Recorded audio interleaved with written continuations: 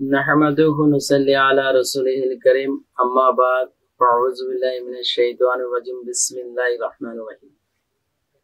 यो आशिकाने रसूल आशिकाने पाक पंजातन सल्लल्लाहु ताआला अलैहि वसल्लाम। গত পর্বে আলোচনা করেছিলাম তরিকতের তৃতীয় মকাম মকামে ফানাফিল্লাহ নিয়ে। আজকের আলোচনার বিষয় তরিকতের চতুর্থ মকাম মকামে বাকাবিল্লাহ বা তাওহীদ নিয়ে।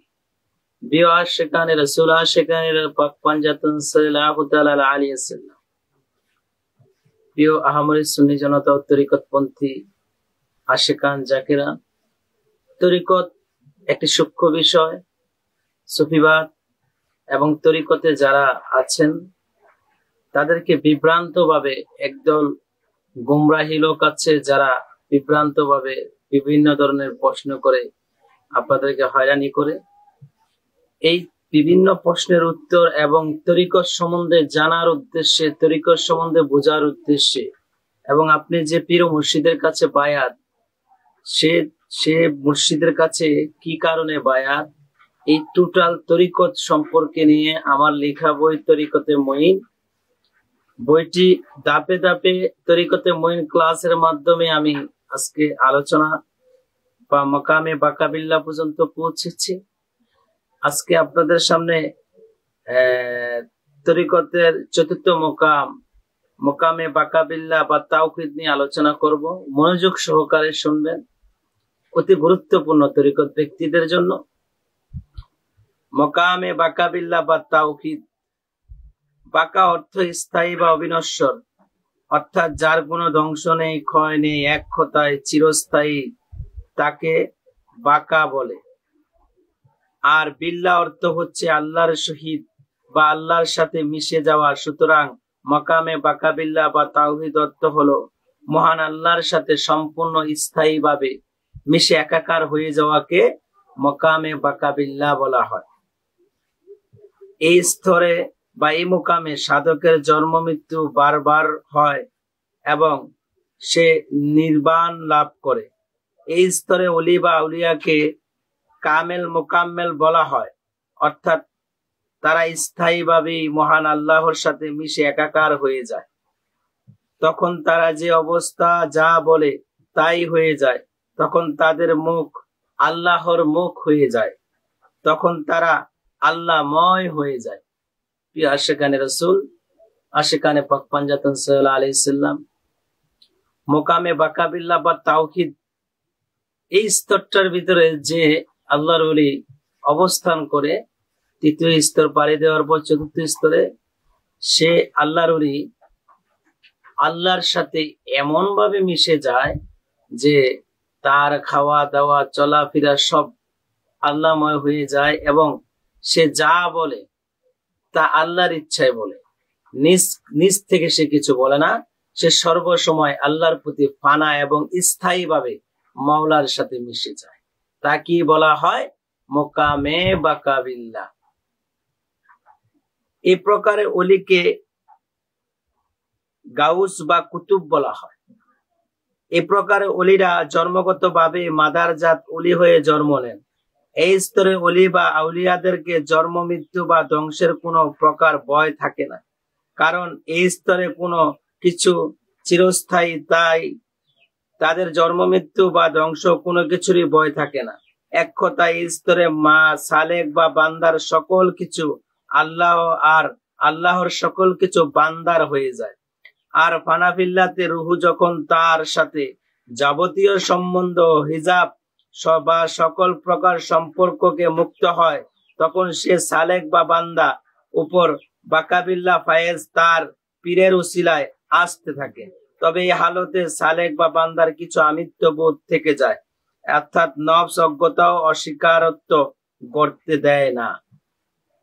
প্রিয় আশিকানে রাসূল আশিকানে পাক পাঞ্জাতন সাল্লাল্লাহু আলাইহি ওয়াসাল্লাম, যেহেতু এটা চিরস্থায়ী স্তর বাকাবিল্লাহ মকামে, এই স্তরে যখন বান্দা পৌঁছায় তখন আল্লাহর সাথে এমনি ভাবে মিশে যায় যে সে কখনো আল্লাহময় থেকে দূরে যায় না। তবে এই স্তরের আরো কিছু বিষয় আছে। এই স্তরে যখন বান্দা আল্লাহ তাআলার হয়ে যায়, তখন বান্দার সকল কিছু আল্লাহর হয়ে যায়, আর আল্লাহ তাআলার সকল কিছু বান্দার হয়ে যায়। অর্থাৎ প্রেম, জ্ঞান, ধ্যান সব তিনি মাওলাকে নিয়ে, মহান আল্লাহ রাব্বুল আলামিনকে নিয়ে চিন্তা চেতনায় থাকে। তবে এই স্তরে একটা প্রবলেম হলো, কিছুটা নফসের আমিত্ব থেকে যায়। এটাই ভয়ের বিষয়। এই আমিত্বকে সে যেন শয়তানের দোকায় না পড়ে, সেদিকে তার খেয়াল রাখতে হয়। এমন অবস্থায় আমিত্ব দূর করার জন্য সংগ্রাম সাধনার প্রয়োজন, এবং রিয়াজত, মেহনত, নফি, ইসবাত, জিকির, আজকার ও পীরের তাহাজ্জু ফলে ধীরে ধীরে হিজাব দূর ও অন্তর আল্লাহ ভিন্ন এক অন্য পদার্থের সম্বন্ধ মোকাত হলেই শক্তিশালী সিফাতি তাজ্জালি দ্বারা আমিত্ব বোধ বিলীন হয়। যখন সালেক বা বান্দার আমিত্ব বোধ থাকে, তখন সিফাতি নূরে মিলন ঘটে। তখন সালেক বা বান্দা নিজেকে ছাড়া কিছুই দেখে না, অন্য কিছু জানে না। তখন তারা নিজেকে আল্লাহ তাআলা বলে মনে করে। অর্থাৎ তবে এটা সাময়িক ভাল। বান্দা এরূপ মনে করলেই আল্লাহ তাআলা হয়ে যান না। আল্লাহ তাজ্জালি নূরে মিলনের কারণে নফসের এই হাল হয়। কোন কোন সুফিগণের মতে এই স্তরে গিয়ে মনসুর হাল্লাজ বলেছিলেন আয়নাল হক।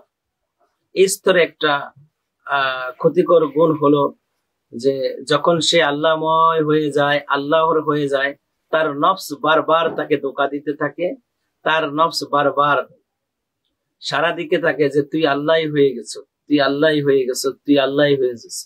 কিন্তু বাস্তবতায় সে কখনো নিজ থেকে আল্লাহিত্ব দাবি করে না। তবে হালতের কারণে এই অবস্থা হয়, কিন্তু পরবর্তীতে সে তা বুঝতে পারে এবং তার নফস পরবর্তীতে পরিশুদ্ধি হয়ে যায়। এই স্তরে এসে মনসুর হাল্লাজ রাহমাতুল্লাহ তাআলা আলাইহি আমি সত্য বা আইনাল হক, আমি খোদা এ কথা বলেছিলেন। অনেক সুফিগণ বলেন এখানে মনসুর হাল্লাজ রাহমাতুল্লাহ ভুল করে বসেন এবং পরীক্ষায় পড়ে যান।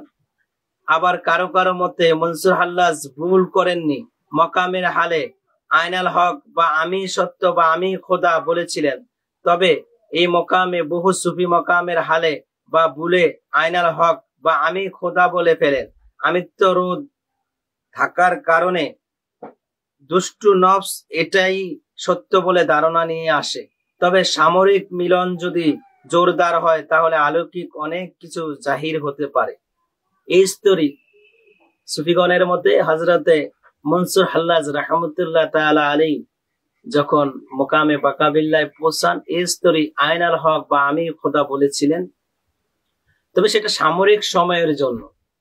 তার নফস তাকে ধোঁকা দিতে থাকে। নফস সবসময় বলতে থাকে হ্যাঁ আয় মনসুর হাল্লাজ তুই খোদা, তুই খোদা। কিন্তু এটা সামরিক সময় যেন পরবর্তীতে মনসুর হাল্লাজ বুঝতে পারে যে না, আমি খোদার দাস, খোদার গোলাম, আমি খোদার কৃতদাস। খোদা আমার সাথে বহমান, আমি আল্লাহময় হয়ে গেছি, কিন্তু আমি খোদা না। তার উপর আমিত্ববোধ থাকলে এরূপ মনে করা স্বাভাবিক, নইলে মিলনের ফাঁক রয়েই গেল। খেয়াল রাখতে হবে, এটা ওয়াহাদাত নয়, ওয়াহাদাতের পূর্ববর্তী ফায়েজ। নিজেকে আল্লাহ মনে করা কোরআন ও রাসূলের হাদিসে বিরোধী। কিন্তু এখানে বান্দা নিজের ইচ্ছায় কিছু বলছে না, সে মকামের হালে বলছে। আর নিজের স্বার্থের জন্য না হলে সামরিকভাবে এরূপ মনে করা বা ক্ষমাযোগ্য। তবে বান্দা যদি মন গড়া বা মনের ইচ্ছা এই কথা বলে, তাহলে এ কথা শিরিক বা কুফর বলে গণ্য হবে, এবং বান্দা এই শিরিক কুফরের জন্য খাস দিলে তওবা না করলে মহান আল্লাহ ক্ষমা করবেন না বলে ওয়াদাবদ্ধ। কিন্তু এই কথা সত্য, বান্দার মকাম হালের কারণে এই কথা বলে, তবে নিজের ইচ্ছায় বলে না। যদি বান্দা নিজের ইচ্ছায় বলে, তাইলে মহান আল্লাহ তাকে কখনোই ক্ষমা করবেন না। এবং কি বান্দা যখন হালে আসে, হালের কারণে এই কথাগুলা বলে যে আমি খোদা, এটা খুব ইম্পর্টেন্ট একটা মোকাম, বুঝতে হবে। প্রিয় সেখানে রাসূল সেখানে পাক সাল্লাল্লাহু আলাইহি সাল্লাম, আপনি না বুঝে গুমরাই হবেন না। শুরু থেকে শেষ পর্যন্ত কথাটা শুনবেন এবং 38 এবং 39 পৃষ্ঠা তরিকত মুইন বই এই পৃষ্ঠাটা 2টা পৃষ্ঠার বারবার পড়বেন। বান্দা যদিও বলে থাকে, পরবর্তীতে যদি তার খেয়ালে আসে, কেউ যদি তাকে বলে তুমি এই কথা বলেছো, তখন সে তাৎক্ষণিক যদি তওবা না করে, সে দেমাগ দেয়, অহংকারী বোধ হয়, তাইলে সে ধ্বংস হয়ে যায়। কিন্তু আল্লাহর ওলিটা এটা করে না। সে তাৎক্ষণিক মহান আল্লাহর কাছে তওবা করে, কান্নাকাটি করে যে মাওলা আমি তো কিছু বলি নাই, হালের কারণে এই কথা বলেছি, নফসের প্রতারণার কারণে যেমন আমি ধ্বংস না হই। আল্লাহ তুমি মহান, তুমি সর্বশ্রেষ্ঠ, তোমার পরে আর কোনো মাবুদ নেই, আমরা কৃতদাস ও গোলাম, এবং তোমার রাসূল সাল্লাল্লাহু আলাইহি ওয়াসাল্লাম ওসিলায় আমাকে ক্ষমা করো। তবে বান্দা যদি তওবা করে নেয়, তাৎক্ষণিক আল্লাহ তাআলা সে তওবা কবুল করে। আর মনে রাখতে হবে, এই হাল থেকে সালেক বা বান্দার হুশ আসার সাথে সাথে কেউ যদি সালেক বা বান্দাকে এ হালে পড়ে নিজেকে খোদা দাবির কথা বলে জানিয়ে দেয়, তাহলে সালেক বা বান্দা এই কথা শোনা মাত্র সাথে সাথে তওবা করা উচিত। অনেক সুফি হালের উপর ইস্তিহাদ করে গেছেন, অথচ ইস্তিহাদ কোরআন সুন্নাহর উপর হওয়া উচিত। অবতারক খোদার প্রেরিত দূত বা আল্লাহ তাআলা নেমে আসা আকীদা সুফিগণ বিশ্বাসী না। আমি অদম লেখক এর জানা মতে এরকম বিশ্বাসী সুফিগণের সাথে আমার সাক্ষাৎ হয়নি, এবং আমি সুফি হিসেবে ও অভিজ্ঞতা নেই। তবে আমার ধারণা যারা এই অবতারক আকীদা বিশ্বাসী তাদের ফায়েজ থাকে না, কিন্তু তারা শয়তানের ধোঁকা এই কার্যকরী করে দাবি করে। সুফিগণের মধ্যে যাদের আমিত্ববোধ থাকে তারাই আমি খোদা বলে থাকে। তবে সালেক বা বান্দা যদি নিজের অজান্তে হালে কারণে এই কথা বলে, তাহলে আল্লাহর কৃপায় এক সময় নিজের ভুলকে বুঝতে পেরে সালেক বা বান্দা আমি খোদা ভুলে আমি খোদার দাস বলে। একদল ব্যক্তি আছে যারা হয়তো সুফি দাবি করতে পারে, তারা তাদের কিছু মুরিদান বলে যে আমার পীর মুর্শিদ কেবলার কাছে খোদার দূত এসেছে, খোদার অবতারক আমার মুর্শিদ। এই কথাগুলা যারা বলে, এরকম আকীদা পোষণ যারা করে, মনে রাখতে হবে তারা গুমরাহী। কারণ তারা গুমরাহির কারণে তাদের ইমানকে তারা বিক্রি করে দিয়েছে, এটা বলা যাবে না। যার কারণে বান্দার পরীক্ষায় বিজয় লাভ করে, আর আমিত্ববোধ থাকলে বা নিজেকে আল্লাহ মনে করতে থাকলে ওয়াহদায়েতের ফায়েজ আসে না। যখন আমিত্ববোধ থাকে না, বা যখন এ ভিন্ন দ্বিতীয় নেই অবস্থা প্রকাশ পায়, তখন তাকে ওয়াহাদানিয়াত বলে। ওয়াহাদানিয়াতের শুহুদি ও অজুদি ফায়েজ সিফাতি তাজ্জালি বিকাশে আমি ও তিনির পার্থক্য দূর হয়ে যায়। তখন মনে হয় সবই তিনি, আর আগে মনে হতো সবই আমি, এখন মনে হয় সবই তিনি। এ হালে অনেক ওলিয়া উলিয়া বলেছেন, স্বয়ং খোদাকে পেলে আমাকে পাই না, আর আমাকে পেলে খোদাকে পাই না। এই অবস্থায় সালেক বা বান্দা আর আল্লাহ তাআলার মাঝে প্রেমের খেলা চলে। এটা একটা কঠিন মোকামের বিষয়। এই মোকামে মহান আল্লাহর ওলিদের ভিতরে যারা প্রকৃত ওলি, তারা যাচাই বাছাই হয়ে পরবর্তীকালে তওবা করে আল্লাহর দাস হয়ে যায়। আর যারা গোমরাহী, তারা এই হালের কারণে পরবর্তীতে নিজকে খোদা দাবি করে ধ্বংসের মুখে চলে যায়।